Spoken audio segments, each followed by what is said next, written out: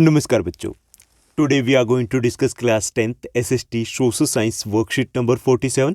ये आपकी 20 दिसंबर 2021 की वर्कशीट रहेगी। आज की इस वर्कशीट में हम कंटिन्यू करेंगे ज्योग्राफी के 6th चैप्टर मैन्युफैक्चरिंग इंडस्ट्रीज़ को, और इसमें हम डिटेल में डिस्कस करेंगे about jute industry and about sugar industry. सबसे पहले हमें समझना है कि ये मैन्युफैक्चरिंग इंडस्ट्रीज़ होती क्या है। ओके, तो मैन्युफैक्चरिंग जो वर्ड है उसको हिंदी में बोलते हैं विनिर्माण। ओके, इंडस्ट्रीज हो गया उद्योग, विनिर्माण मतलब दो शब्दों से मिलकर बना है, दो वर्ड से मिलकर बना होता है। वी जमा में निर्माण, वी का अर्थ होता है दोबारा से और निर्माण का अर्थ होता है बनाना। तो इंग्लिश में जो मैन्युफैक्चरिंग वर्ड है इसका मतलब हो गया reproduction. Okay, reproduction of anything, reproduction of any product. तो इसमें क्या किया जाता है, रॉ मटेरियल से कोई नई वस्तु प्रोड्यूस की जाती है। ओके, और इस प्रोसेस में दो चेंज आते हैं, things become more usable and things become more valuable. यानी कि जो भी नई वस्तु बनाई जाएगी वो एक तो ज़्यादा वैल्यूएबल हो जाती है और दूसरा वो ज़्यादा यूजेबल हो जाती है। For example cloth from cotton, okay, sugar from sugar cane. ये क्या है, these are the example of the manufacturing. Okay, जैसे कपास है, कपास से कपड़ा बनना, तो ये क्या है, मैन्युफैक्चरिंग है। ओके, ऐसे गन्ने से चीनी बनना, शुगर केन टू शुगर, तो ये क्या, मैन्युफैक्चरिंग। अब देखिए दोनों ही चीज़ें हैं, अब दोनों में नई चीज़ बन गई ना, रिप्रोडक्शन हो गया। अब रिप्रोडक्शन हुआ तो दो चेंज आ गए, things become more valuable and things becomes more usable. अब जैसे कपास से कपड़ा बना, तो जो कपास कॉटन है, अब कॉटन है that is available near about 70 rupees per KG in the market. 70 रुपये के आसपास का रेट चल रहा है अभी का, एट प्रेजेंट की बात की जाए। अब उससे हमने बना लिया कपड़ा बना लिया, शर्ट बना ली मान लीजिए। अब जो 100 to 150 ग्राम की जो शर्ट है उसकी कॉस्ट कितनी होगी, 500 रुपीज़ से लेकर के 30,000 रुपीज़ की हो सकती है शर्ट। बन गई ना उसकी, देखिए कितना वैल्यूबल बन गई वो, क्लियर। और कितने में अवेलेबल थी, 70 रुपीज़ पर केजी थी, तो ये तो 100-150 ग्राम की शर्ट है। अब उसके यूज़ भी देख लीजिए, अब कॉटन का यूज़ कितना का होगा, हाँ क्विल्ट में, रजाई में यूज़ कर सकते हैं, और क्या यूज़ हो सकता है, और बहुत ज़्यादा यूज़ नहीं हो सकता। कपड़े का तो बहुत सारे यूज़ हो सकता है ना, और शर्ट, बेडशीट, कर्टेन, और भी बहुत सारे यूज़ होते हैं, क्लियर। इसी तरीके से शुगर केन से जो शुगर बनती है वो मैन्युफैक्चरिंग है, रिप्रोडक्शन है। अब इसमें भी देखिए कि sugar cane available at 4-5 rupees per kg available है, and sugar 40 to 45 rupees per kg है। ओके, दूसरा ये कि शुगर केन का आप क्या यूज़ कर सकते हो, sugar cane can be use as a juice, juice के तौर पे आप कंज्यूम कर सकते हो, वैसे भी कंज्यूम कर सकते हो, उसको चूसा जा सकता है। ओके, क्या शुगर केन से जलेबी बन सकती है, क्या शुगर केन को चाय में डाल सकते हो, क्या शुगर केन है उसे हलवा बना सकते हो, नहीं ना, शुगर से बनेगा। यानी कि शुगर जो भी प्रोडक्शन होता है इसमें मैन्युफैक्चरिंग इंडस्ट्री में, वो चीज़ें ज़्यादा कीमती हो जाती है, वैल्यूबल हो जाती है, और ज़्यादा यूजेबल हो जाती है, क्लियर। तो इसकी ईजी सी डेफिनेशन आपको पता होनी चाहिए कि manufacturing means the reproduction, okay, and the place where this reproduction takes place that is known as the manufacturing industry बोलेंगे, जहाँ पर ये सारा काम होगा। For example cloth from cotton and sugar from sugar cane, ये आपके एग्जाम्पल हो जाएंगे, क्लियर। अब ये तो क्लियर हो गया कि ये मैन्युफैक्चरिंग इंडस्ट्रीज में नई वस्तु बनती है और वो ज़्यादा कीमती होती है, वैल्यूबल होती है, ज़्यादा उपयोगी होती है, ज़्यादा यूजेबल होती है, क्लियर। अब हम बात करेंगे कि इसमें जैसे हमने पहले ही डिस्कस कर चुके हैं, जो वर्कशीट नंबर 43 थी, 43 और 44 में हमने बात की थी कि जो इंडस्ट्रीज़ होती हैं इनको कई वे से क्लासीफाई कर सकते हैं। एक वे है रॉ मटेरियल के बेस पे, रॉ मटेरियल मतलब कच्चे माल के बेस पे, ठीक। रॉ मटेरियल के बेस पे ये वैसे तो ये जो आपकी मैन्युफैक्चरिंग इंडस्ट्री है वो 5 टाइप्स की हो सकती है, लेकिन आपकी एनसीईआरटी की बुक में 2 टाइप्स ही देखे हैं। पहली है एग्रीकल्चर बेस्ड इंडस्ट्री और दूसरी है mineral based industry. Mineral based industries कौन सी होती है, all those industries which obtain their raw material from the minerals, उनको मिनरल बेस्ड इंडस्ट्री कहेंगे, जो अपना कच्चा माल मिनरल से लेंगे, खनिज से लेंगे। जैसे आयरन स्टील इंडस्ट्री है, आयरन एंड स्टील इंडस्ट्री है, तो उसका कच्चा माल कहाँ से आएगा, मिनरल से आएगा। Cement industry, okay, aluminium industry, तो ये मिनरल बेस्ड इंडस्ट्री है। दूसरी होती है agriculture agro based industries, all those industries which depends on agriculture for the raw material, तो उसको बोलेंगे हम एग्रो बेस्ड इंडस्ट्री। जैसे कॉटन इंडस्ट्री होगी, कॉटन टेक्सटाइल इंडस्ट्री हो गई, जैसे शुगर इंडस्ट्री हो गई, जूट इंडस्ट्री हो गई, ये क्या एग्रो बेस्ड इंडस्ट्री है। तो आज की इस वर्कशीट में 2 इंपॉर्टेंट एग्रो बेस्ड इंडस्ट्रीज की बात करेंगे। First one is jute and second one is the sugar industry. चलिए हम शुरुआत करते हैं जूट इंडस्ट्री के साथ। जूट इंडस्ट्री की अगर बात करें तो this is one of the most important industry of India. Bharat की सबसे इम्पोर्टेंट इंडस्ट्रीज में से एक है ये। India is the largest producer of raw jute. कच्चे जूट की बात करें तो उसका सबसे बड़ा प्रोड्यूसर है इंडिया। एंड जूट गुड्स, उसमें भी हम फर्स्ट पोजीशन के ऊपर, यानी कि चाहे वो कच्चा जूट हो एज ए क्रॉप और चाहे वो जूट से बने सामान हो, उसमें हम पहली पोजीशन पे हैं। And stands at second place as an exporter after Bangladesh. लेकिन अगर हम एक्सपोर्टर की बात करें तो उसमें हम सेकंड पोजीशन पे आते हैं बांग्लादेश के बाद, क्योंकि हमारे यहाँ पर कंट्री में कंजप्शन बहुत ज़्यादा है, क्योंकि पॉपुलेशन बहुत ज़्यादा है। ओके, तो कंज्यूम यहीं हो जाते हैं हमारे products. So we are the largest producer of jute and jute goods and second largest exporter of the jute products. Clear, after Bangladesh, यानी कि फर्स्ट पोजीशन पे बांग्लादेश आ जाता है। अब अगर इसके मॉडर्न इंडस्ट्री की बात करें तो पहली जो हमारे मॉडर्न इंडस्ट्री थी वो 1859 में जूट की, वो लगी थी कोलकाता के नियर है रिश्रा। ओके, RISHRA, रिश्रा एक इलाका है, वहाँ पर ये पहली इंडस्ट्री लगी थी, यानी उससे पहले हमारे यहाँ पे इंडस्ट्रीज नहीं थी। तो वहाँ से इसकी शुरुआत होती है। अभी भी अगर बात की जाए तो उसी एरिया में हमारी ज़्यादातर इंडस्ट्रीज है। In India jute industries highly concentrated mainly around the banks of Hooghly reverse, यानी कि हमारी ज़्यादातर जो इंडस्ट्रीज है वो कहाँ है, वो हुगली रिवर है उसके आसपास है। 98 किलोमीटर लॉन्ग एक बेल्ट है, उसी बेल्ट में हमारी इंडस्ट्रीज है। इस टाइम की अगर बात करें तो 70 जूट मिल्स है इंडिया में। कितनी है? 70। उसमें से 95% है वो इसी हुगली नदी के आसपास आ जाती है। अब यहाँ से हमारा इस टॉपिक का और इस चैप्टर का एक इम्पोर्टेंट 5 मार्क्स का क्वेश्चन बनेगा कि why the most of the jute industries are located और कंसनट्रेटेड इन और around the Hooghly river. Give reasons, कि हमारी ज़्यादातर जो ये इंडस्ट्रीज है वो हुगली नदी के आसपास है, क्यों है ये हमें बताना है। तो इसका पहला कारण है कि proximity of the jute producing area. पहला जो रीजन है that availability of the raw material कह सकते हैं। कोई भी इंडस्ट्री उसके लिए सबसे इंपॉर्टेंट क्या होता है? रॉ मटेरियल, कच्चा माल, उसी से तो बनेगा ना। अब गन्ना इंडस्ट्री है, शुगर केन, जो शुगर इंडस्ट्री है तो उसको शुगर केन चाहिए, तो उसको कहाँ लगाएंगे? जहाँ शुगर केन पैदा होगा। तो यहाँ पर जो कच्चा माल अवेलेबल है, यानी कि जूट प्रोडक्शन है उसका वेस्ट बंगाल में हो रहा है, तो जूट इंडस्ट्री भी भाई यहीं लगेगी ना। तो फर्स्ट जो रीजन लिखोगे, availability of the raw material. West Bengal is the largest jute producing state of India, so that's why the raw material is easily available in this region, इसलिए हमारी ज़्यादातर इंडस्ट्री है वो यहीं पर सेटअप हुई है। सेकेंड है इनएक्सपेंसिव ट्रांसपोर्टेशन। इनएक्सपेंसिव मतलब सस्ता, ट्रांसपोर्ट अवेलेबल है यहाँ पे। This area is well connected throughout the countries through the railways and waterways की अगर बात करें, that facilities also available in this region. दोनों ही फैसिलिटीज़ अवेलेबल हैं। रेलवे फैसिलिटीज से भी पूरे देश से कनेक्टेड है ये एरिया। दूसरे कि वाटरवेज की फैसिलिटीज अवेलेबल है through the Hooghly river to the Kolkata, वहाँ तक ही अवेलेबल है। क्लियर, तो इसके कारण भी यहाँ पर इंडस्ट्री ये सेटअप हुई है। थर्ड है चीप लेबर। दिस इंडस्ट्री की अगर बात करें, it is a labour intensive industry है ये। लेबर इंटेंसिव मतलब बहुत ज़्यादा इसमें लेबर की ज़रूरत होती है। तो यहाँ पर लेबर भी easily available, not only the labour available but cheap labour available, क्योंकि ये densely populated area. So that's why this industry is developed here. ये भी एक कारण है कि ये इंडस्ट्री यहीं पर सेटअप की गई। उसके बाद है अबंडेंट वाटर सप्लाई। अब इसमें जूट में क्या होता है, जूट का एक प्लांट होता है। क्लियर, जूट का एक प्लांट होता है। कितना बड़ा होता है जूट का जो प्लांट होता है? वो लगभग 12 to 15 मीटर के आसपास लंबा होता है। क्लियर, अब उस प्लांट को काटना होता है। पहले काटा जाएगा, उसको पानी में गलाया जाएगा। गलाने के बाद क्या होगा, उसको पीट करके उससे रेशा निकालना है। ओके, अब यानी कि गलाने के लिए पानी चाहिए। तो यहाँ पर हुगली रिवर से पानी भी अवेलेबल है। So water is available from the Hooghly river. That is also the main reason behind the location of this industry in this belt. Okay, तो ये भी एक कारण है। उसके साथ साथ Kolkata provides the many other facilities such as the facility of market. Market चाहिए ना, जहाँ सामान बेचना है, मार्केट फैसिलिटी अवेलेबल है यहाँ पर। Kolkata also provides the facilities of the banking, insurance and port. ये फैसिलिटीज़ भी देता है। Port facilities for the import and the exports, for the export of the goods and import of the machine and tools. तो ये सारी facilities यहाँ पर मिल जाती है। तो इसको अलग अलग लिख सकते हो। पोर्ट फैसिलिटी, जैसे पोर्ट कर दिया, that Kolkata provides the port facilities for the export and import of the goods and the machine and tools. So that is also the main reason behind the location of this industry in this particular region.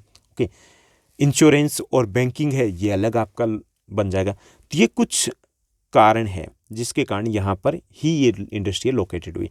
इसमें जो mainly है आपको heading देनी है और उसके बाद उनको एक्सप्लेन करना है।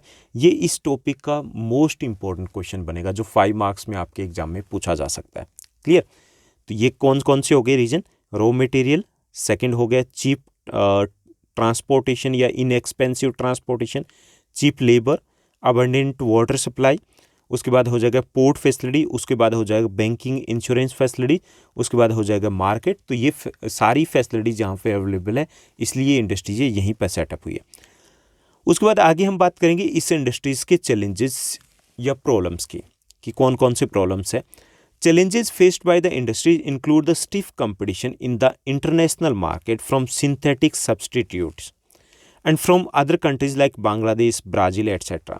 कि इसमें जो बड़ा चैलेंज है वो है मार्केट में जो सिंथेटिक सब्सटीट्यूट अवेलेबल है। जैसे कि इससे क्या बनता है? जूट से बहुत सारी चीज़ें बनती है, जैसे आपका मैट बनता है, बोरे बनते हैं, क्लियर, सेक्स जिसको बोलते हो, और इससे बनते हैं लेडीज़ पर्स हो गए। लेकिन मार्केट में सिंथेटिक फाइबर अवेलेबल है, वो चीप होता है। ओके, अब इसी के कारण जो जूट है उसके प्रोडक्ट्स की डिमांड कम हो गई। तो सबसे बड़ा जो चैलेंज है that the availability of the synthetic fibre which is comparatively cheaper than the jute products. तो ये कंपटीशन यहाँ पे क्रिएट हो रहा है। दूसरा जो चैलेंज है हमारे देश के लिए वो है stiff competition with the production of the Bangladesh and Brazil's का जो प्रोडक्शन है, उनके जो प्रोडक्ट्स हैं उनके साथ भी हमारा तगड़ा कंपटीशन हो रहा है। ये दूसरा चैलेंज है। ठीक, हालांकि कुछ पॉजिटिविटी भी है। पॉजिटिविटी क्या आई है कि एक तो national jute policy insured good prices to jute farmer, कि अभी जो गवर्नमेंट की नेशनल जूट पॉलिसी आई है उससे फार्मर्स को अच्छे दाम मिल रहे हैं जूट के। So again they are having a focus on this jute industry के ऊपर दोबारा से एक फोकस हुआ है।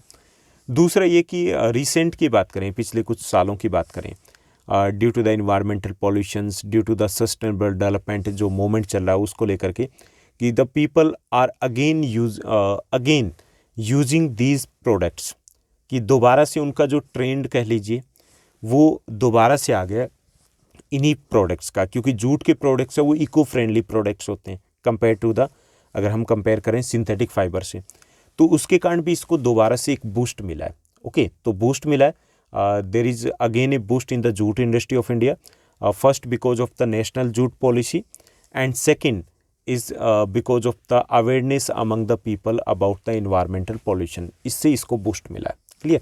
तो यहाँ से आपके 2 क्वेश्चन बनेंगे। एक तो बनेगा फर्स्ट क्वेश्चन कि why the most of the industries are located in और around the Hooghly river, and second आपका बनेगा व्हाट आर द चैलेंजेस और the problems of the jute industry. Clear? अब हम मूव करते हैं सेकंड टॉपिक की ओर इस वर्कशीट के, वो है आपकी शुगर इंडस्ट्री। शुगर इंडस्ट्री की बात करें तो this is also agro based industry because the raw material of the sugar industry is the sugar cane, और शुगर केन क्या है? एग्रीकल्चर में ही होता है ना। क्लियर? तो ये कैसी इंडस्ट्री है? एग्रो बेस्ड इंडस्ट्री है। India stands second as world producer of sugar. Sugar के प्रोडक्शन की बात करें we are on the second position. ठीक, बट इफ वी इंक्लूड गुड़ और खांड सारी, अगर इसको हम चीनी मान लें, शुगर मान लें, तो we occupies the first place, हम पहली पोजीशन पे आ जाएंगे। ओके, अदरवाइज हम ब्राज़ील के बाद सेकंड पोजीशन के ऊपर है।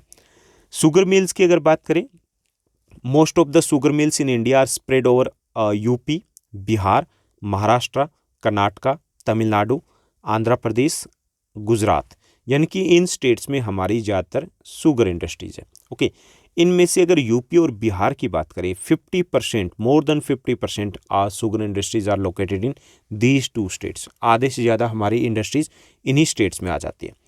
अब जो पिछले कुछ ईयर्स की बात करें, इन द रिसेंट ईयर्स एक चेंज आया है शुगर इंडस्ट्री में। In recent years, there is a tendency for the mills to shift and concentrate in the southern states, southwestern states हैं उनकी तरफ ये शिफ्ट हो रही है, स्पेशली महाराष्ट्र, आंध्र प्रदेश, तेलंगाना में। ओके, अब यहाँ से आपका एक 3 मार्कर क्वेश्चन बनेगा जो बहुत इंपॉर्टेंट है, काफ़ी बार आपके बोर्ड एग्जाम में पूछा जा सकता है कि ऐसा क्यों है, ये साउथ इंडिया की तरफ क्यों जा रही है? ओके, तो कई सारे रीजन है। First, higher sucrose content in the sugar cane. वहाँ की जो क्लाइमेट है, the climate of the South India की बात करें, that is the humid climate. Okay, and due to the humid climate the sugar cane of the South India they contains more sucrose. उसमें sucrose ज़्यादा होता है, और sucrose ज़्यादा होने का सीधा सा मतलब more production of the sugar, sugar का प्रोडक्शन ज़्यादा होगा, and that is a profitable. Okay, तो इसके कारण साउथ इंडिया की तरफ शिफ्ट हो रही है इंडस्ट्रीज। सेकेंड है cool climate. The climate of the South India remains through out the year की बात करें, रिमेन्स क्वाइट कूल, कूल रहता है वो, क्लियर। सम जलवायु जैसे हिंदी में बोलते हैं ना, एक समान रहता है वहाँ का, ज़्यादा मॉडरेट क्लाइमेट रहती है वहाँ की। अब इससे क्या होता है, वहाँ पर जो गन्ने का क्रशिंग टाइम है, क्रशिंग मतलब पिड़ाई का जो टाइम है, वो 8 to 9 मंथ्स तक खिंचाता है। अपने यहाँ पे होता है 4-5 मंथ्स का, क्लियर। अब 8 to 9 मंथ्स का मतलब है कि 8 से 9 महीने वहाँ की इंडस्ट्रीज़ में काम चलेगा।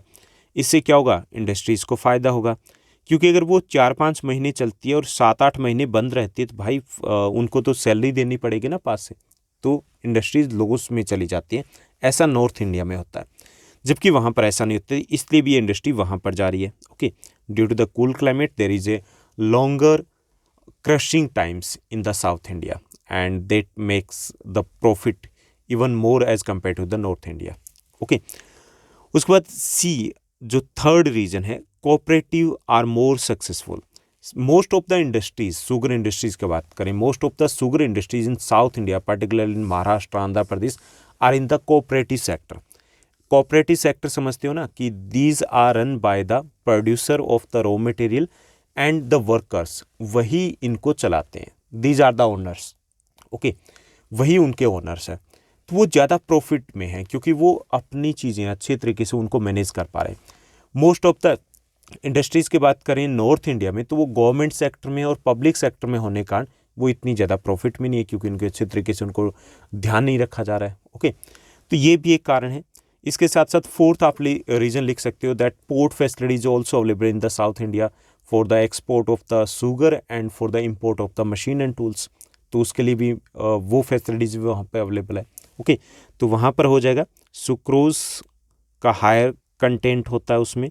दूसरा, वहाँ की क्लाइमेट मॉडरेट है, so crushing times remains there 8 to 9 months in the South India. Third one, most of the industries in South India are the in cooperative sector. And fourth one, port facility. Okay, तो इसलिए ये industry कहाँ shift हो रही है, north to south की तरफ। उसके बाद इस इंडस्ट्रीज के कुछ चैलेंजेस कह लीजिए, इश्यूज कह लीजिए, प्रॉब्लम कह लीजिए, ओके, समस्याएं कह लीजिए। पहला, सीजनल इन नेचर। फर्स्ट जो इसका चैलेंज है, this industry is seasonal in nature, because north India की बात करें तो crushing time is 4 to 5 months, south India में 8 to 9 मंथ्स, यानी कि बाकी टाइम क्या है, इंडस्ट्रीज बंद रहती है। Okay, so this is the biggest challenge and we can't do with this. इसके साथ तो कुछ किया नहीं जा सकता। इसके लिए ये किया जा सकता है कि कुछ अलग यूनिट है वहाँ पर सेटअप की जा सकती है सेम इंडस्ट्रीज़ में, ताकि वो वर्कर्स हैं उनको शिफ्ट किया जा सके, क्लियर। उसके बाद दूसरा जो चैलेंज है, old and inefficient method of production. Old और इनएफिशिएंट मेथड है इंडिया में, जो ज़्यादातर इंडस्ट्रीज़ है, we are using the old technology and method is inefficient, and that's why जो प्रॉफिट है वो हमारा कम हो जाता है। ओके, एक्सपेंसेस है वो बढ़ जाते हैं, तो ये भी एक बड़ा चैलेंज है।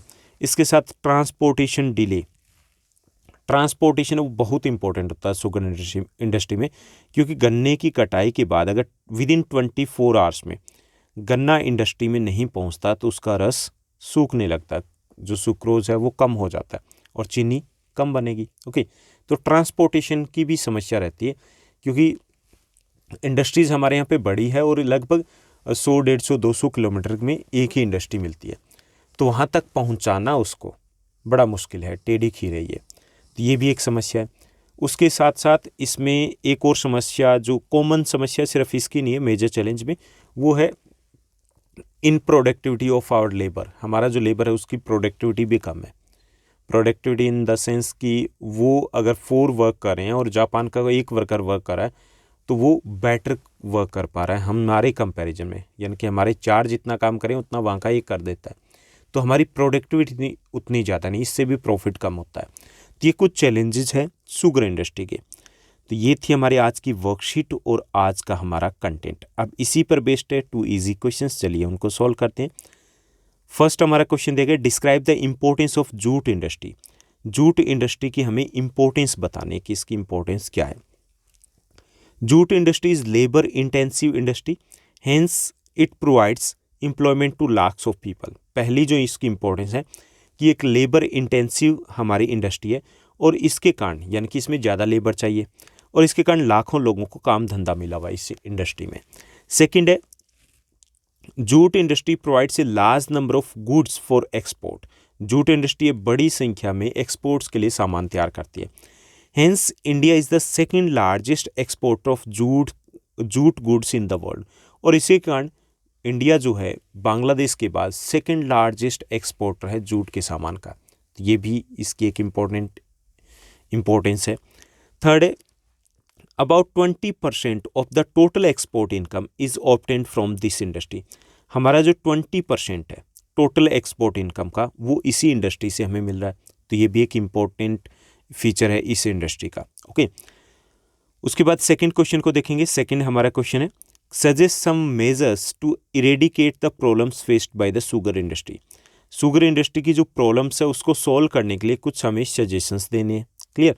पहला है बाय यूजिंग न्यू टेक्नोलॉजी। हमारी जो इश्यू क्या है कि we are using the inefficient technology, old technology को हम यूज़ करें, ओल्ड मशीन को हम यूज़ करें, उससे प्रॉफिट कम हो रहा है। तो फर्स्ट जो वे है कि we should use the latest technology and it will increase our profit and decrease our expenses है वो कम हो जाएंगे। ओके, पहला तो ये किया जा सकता है। सेकेंड है special training programme should be conducted to increase the productivity of the workers. Every year हमें क्या करना चाहिए, वर्कर्स की प्रोडक्टिविटी को बढ़ाने के लिए हमें उनकी ट्रेनिंग के ऊपर भी फोकस करना चाहिए जो हमारे देश में होती नहीं है। ओके, थर्ड है small scale sugar industry should be developed in sugar producing areas. जो स्मॉल स्केल इंडस्ट्रीज़ है, स्मॉल स्केल इंडस्ट्रीज़ वो कहाँ पे डेवलप की जाए, जहाँ पे शुगर प्रोड्यूस होता है। इससे क्या होगा, जो ट्रांसपोर्ट की प्रॉब्लम सॉल्व हो जाएगी। जैसे बड़े इंडस्ट्रीज़ तो नहीं लगाई जा सकती हर जगह, छोटी इंडस्ट्रीज 10 to 15 किलोमीटर के एरियाज़ में सेटअप की जा सकती है। इससे भी हमारा प्रॉफिट बढ़ेगा और ट्रांसपोर्टेशन की समस्या का सॉल्यूशन हो जाएगा। ये कुछ सजेशन है जिससे हम इन समस्याओं को, इन चैलेंजेस को दूर कर सकते हैं। तो ये थी हमारी आज की वर्कशीट जो काफ़ी इजी थी और बहुत इंपॉर्टेंट थी। आई होप सब कुछ आपको अच्छे से समझ में आया होगा। अगर आपको ये वीडियो, ये वर्कशीट अच्छी लगी, इस वर्कशीट को लाइक और शेयर ज़रूर कीजिएगा। Thank you, bye bye, have a nice day.